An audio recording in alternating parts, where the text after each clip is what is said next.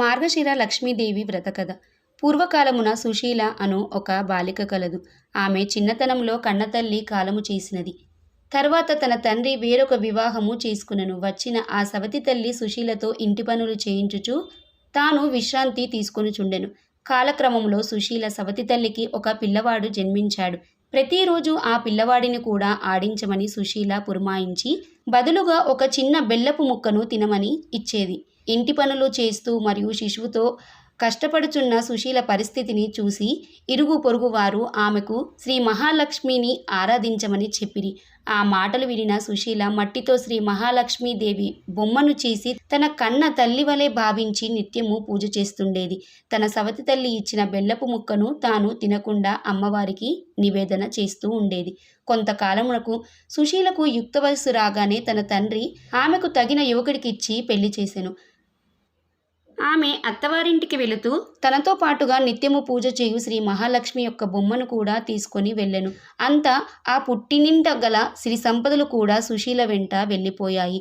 అత్తింటి వారు అకస్మాత్తుగా వృద్ధి చెందిన సిరి సంపదలు చూసి ఆశ్చర్యపడుతూ తమ కోడలి అదృష్టమని మెచ్చుకొని ఆమెను ఆప్యాయముగా చూసుకొనుచుండిరి. కొంతకాలమునకు సుశీల తన పుట్టింటి వారి దారిద్ర్యమును అనుభవించుచున్నారని తెలుసుకొని వారికి సహాయం చేయవలనని తన భర్తను అడుగగా సమ్మతించెను. అంతా తన సవతి తమ్ముడిని పిలిపించి ఒక కర్రకు జోలె కట్టి ఆ జోలెయందు బంగారు నాణములు పోసి ఇంటికి తీసుకువెళ్ళమని చెప్పెను. తన అక్క చేసిన సహాయానికి ఆనందపడుతూ తమ్ముడు తిరుగు ప్రయాణము చేసెను. మార్గమధ్యమున కాలకృత్యములు తీసుకొనుచుండగా బంగారు నాణములు గల జోలె కర్రె కనిపించలేదు. ఎవరో దొంగతనం చేశారని తెలిసి బాధపడుతూ ఇంటికి వెళ్ళిపోయాడు.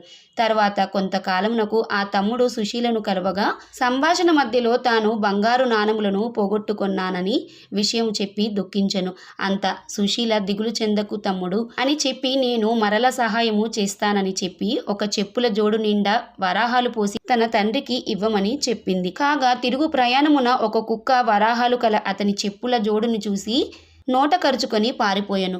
మరల దుఃఖించుచు అతడు ఇంటికి చేరెను. కొంతకాలము తర్వాత సుశీలకు ఈ విషయము కూడా తెలిసినది. ఈసారి బాగా ఆలోచించి తన తమ్ముడికి ఒక గుమ్మడికాయ నిండా రత్నాలు పోయించి తన సవతి తల్లికి ఇవ్వమని చెప్పెను. ఆ తమ్ముడు తిరుగు ప్రయాణమున ఒక చోట కూర్చుని చద్దన్నము తినుచుండగా అక్కడకు వచ్చిన ఒక వ్యక్తి ఆ గుమ్మడికాయ దొంగతనం చేసి పారిపోయెను. ఇది గ్రహించిన ఆ తమ్ముడు బాధపడి తన దురదృష్టమును నిందించుకొనుచు తిరిగి ఇంటికి చేరెను. ఇట్లుండ తన పుట్టింటి వారిని చూడవలనన్న కోరిక కలిగి సుశీల ఒకనాడు ఆమె పుట్టింటికి వెళ్ళెను. తన తమ్ముడి ద్వారా జరిగిన విషయములు తెలుసుకొని విచారించెను.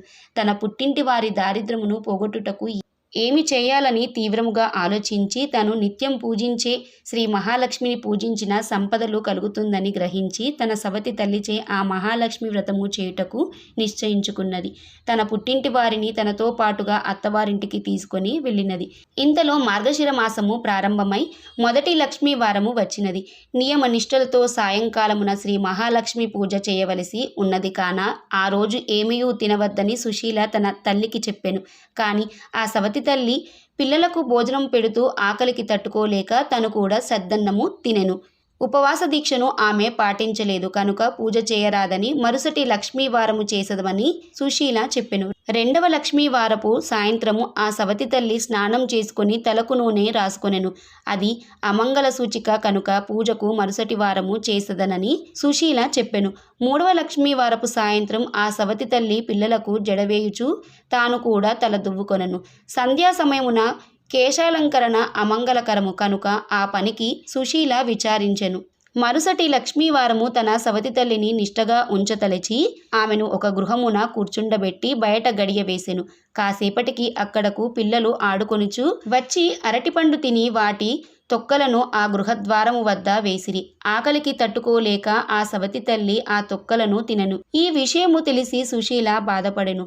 ఇంతలో ఆఖరి వారము వచ్చెను.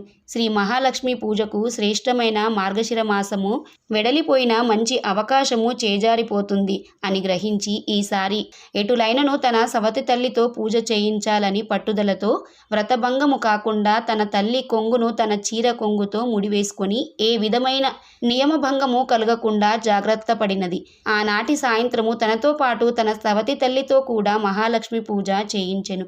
పూజానంతరము ప్రసన్నురాలైన శ్రీ మహాలక్ష్మి సుశీల పెట్టిన నివేదనను స్వీకరించి ఆ సవతి తల్లి పెట్టిన నివేదనను తిరస్కరించినది.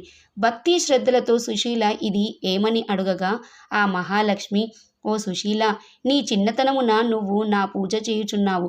ఈ నీ సవతి తల్లి కోపగించి చీపురుతో నిన్ను కొట్టినది. ఆ దోషము వలన నేను ఆమె నివేదనము స్వీకరింపలేను అని చెప్పెను. దానికి ఆ సుశీల తన సవతి తల్లి చేసిన పనిని మన్నించమని ప్రార్థింపగా అటులనే అని అమ్మవారు పలికి నివేదన స్వీకరించి వారిరువురి ఇంట సుఖ సంపదలు వృద్ధి చెందగలనని వరము ఇచ్చెను. ఆ ప్రభావము వలన తన సవతి తల్లి ఇంట సంపదలు క్రమముగా వృద్ధి చెందసాగెను. అటు పిమ్మట ప్రతి సంవత్సరము వచ్చు మార్గశిర మాసమున 5 లక్ష్మీ వారములు నియమనిష్ఠులతో శ్రీ మహాలక్ష్మి పూజ చేసి తమ విభవము కొలది పరమాన్నము, పులగము, బూరెలు, అప్పాలు మొదలగు వాటిని నివేదనము చేసి వారిరువురి కుటుంబములు సుఖ సంపదలతో ఆనందముగా ఉండిరి.